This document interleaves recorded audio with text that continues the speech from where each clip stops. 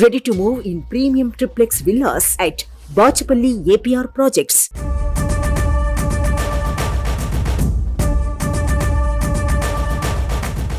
కేంద్రంలో మూడోసారి ఎన్డీఏ అధికారంలోకి రావడం పక్కా. మెజార్టీ సీట్లు ఎన్ని వస్తాయో లెక్క పెట్టుకోవడమే తరువాయి అంటున్నారు కమలనాథులు.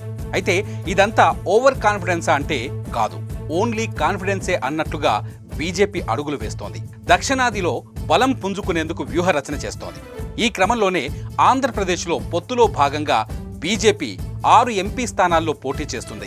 ఆ పార్టీ ఈ పార్టీ నుంచి వచ్చిన నేతలకు ఇంపార్టెన్స్ ఇవ్వకుండా జనాల్లో నుంచి వచ్చిన నాయకులను ఎన్నికల రణరంగంలోకి దించుతుంది కమలం. ఈ క్రమంలోనే విజయనగరం పార్లమెంటు స్థానానికి బీసీ అభ్యర్థిని బరిలోకి దించుతోంది. బీసీల్లో అత్యధికులైన తూర్పు కాపు సామాజిక వర్గానికి చెందిన గేదెల శ్రీనుబాబును పార్టీలో చేర్చుకుని పోటీ చేయించే ప్రయత్నం చేస్తున్నట్లుగా సమాచారం. అంటే ఎక్కడ ఏ సామాజిక వర్గం అయితే బలంగా ఉంటుందో ఆ సామాజిక వర్గంతోనే రాజకీయం చేయాలనేది బీజేపీ ఆలోచన. అందుకే గేదెల శ్రీనుబాబును పార్టీలో చేర్చుకొని విజయనగరం ఎంపీగా అతనికి టికెట్ ఇచ్చి గెలిపించుకునే ప్రయత్నాలు చేస్తున్నట్లుగా సమాచారం.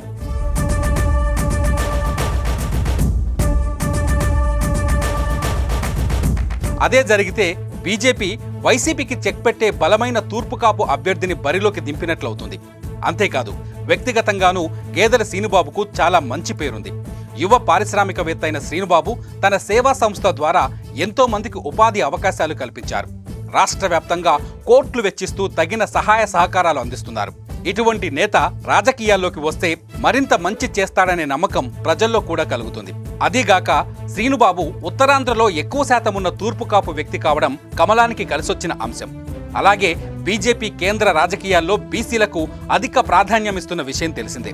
ఆంధ్రప్రదేశ్లో కూడా బీసీలకు ప్రాధాన్యత ఇచ్చి ముఖ్యంగా ఉత్తరాంధ్రను బేస్ చేసుకొని అందులో బీసీలను కలుపుకొని వెళ్తే ఖచ్చితంగా రాబోయే రోజుల్లో ఉత్తరాంధ్ర నుంచే బీజేపీ ప్రస్థానం మొదలయ్యే అవకాశాలు కనిపిస్తున్నాయి. అదే జరిగితే ఆంధ్రప్రదేశ్లో బీజేపీ మొట్టమొదట గెలిచేది విజయనగరమే అవుతుంది.